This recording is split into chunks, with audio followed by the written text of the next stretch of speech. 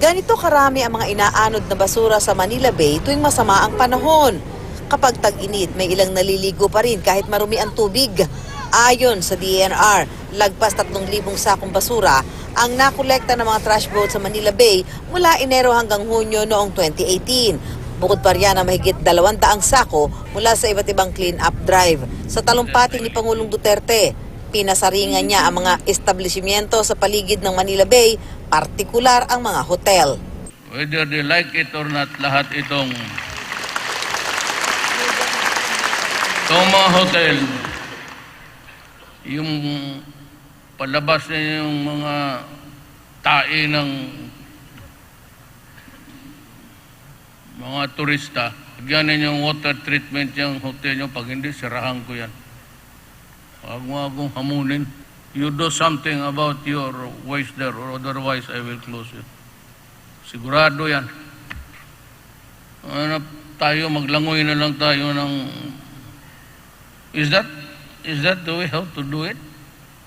You swim among the germs of humanity. Buti sana kung iyo.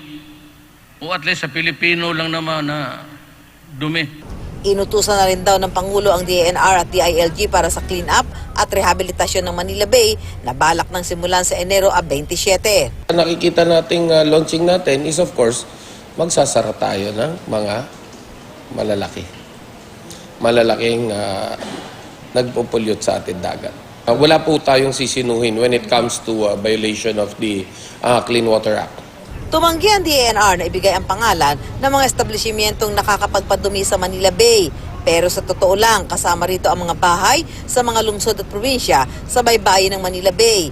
Bukod sa mga establishmento, pag-aaralan din kung paano mapigilan ang mga kanal at ilog na makapagdulot ng polusyon sa Manila Bay, pati na ang mga illegal settler. The main problem, which is the informal settlers. We'll try to make sure na maganda po yung kanila pong relocation sites. Target ng DENR na sa loob ng 1 taon makita ang pagbabago sa Manila Bay.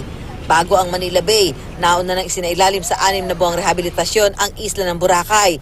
1 buwan ding isasara ang pamosong Sugba Lagoon sa Siargao Island. Together with the community, we agreed na meron tayong annual parang environmental recovery. At the same time, yung aming services is ma-review din. Pansamantala ring isinara mula nitong Lunes ang Lake Holon sa Tibuli, South Cotabato para makarecover at bubuksan ulit sa Marso.